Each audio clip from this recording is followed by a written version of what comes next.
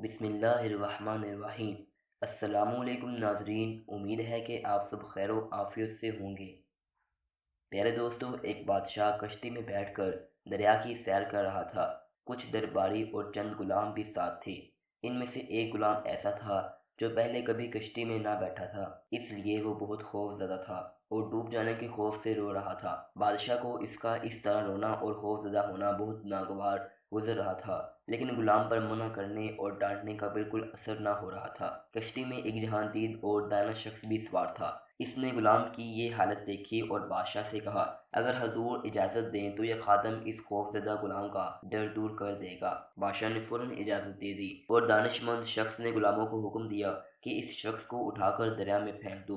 غلاموں نے حکم کی تعمیل کی اور رونے والے غلام کو اٹھا کر دریا کے اندر پھینک دیا۔ جب وہ 3-4 غوطے کھا چکا تو دانا شخص نے غلاموں سے کہا کہ اب اسے دریا سے نکال کر کشتی میں سوار کر لو۔ غلاموں نے اس کے سر کے بال پکڑ کر کشتی میں گھسیٹ لیا اور وہ غلام جو ذرا دیر پہلے ڈوب جانے کے خوف سے بری طرح رو رہا تھا، بالکل خاموش اور پرسکون ہو کر ایک طرف بیٹھ گیا۔ بادشاہ نے حیران ہو کر سوال کیا کہ آخر اس بات میں کیا بھلائی تھی کہ تم نے ایک ڈرے ہوئے شخص کو دریا میں پھینکوا دیا، اور مزید حیرت کی بات یہ ہے کہ اب یہ خاموش ہو گیا ہے۔ دانا شخص نے جواب دیا، حضور والا، اصل بات یہ تھی کہ اس نے کبھی دریا میں غوطے کھانے کی تکلیف نہ اٹھائی تھی، اس طرح اس کے دل میں اس آرام کی کوئی قدر نہ تھی جو اسے کشتی کے اندر حاصل تھا۔ اب ان دونوں کی حقیقت اس پر روشن ہو گئی اور خاموش ہو گیا۔ جس نے دیکھی نہ ہو کوئی تکلیف قدر و آرام کی، وہ کیا جانے نعمتوں سے بھرا ہو جس کا پیٹ، جو کہ روٹی کو کب غذا مانے۔ سبق: حضرت سعدی رحمۃ اللہ نے اس حکایت میں انسان کی یہ نفسیاتی کیفیت بیان فرمائی ہے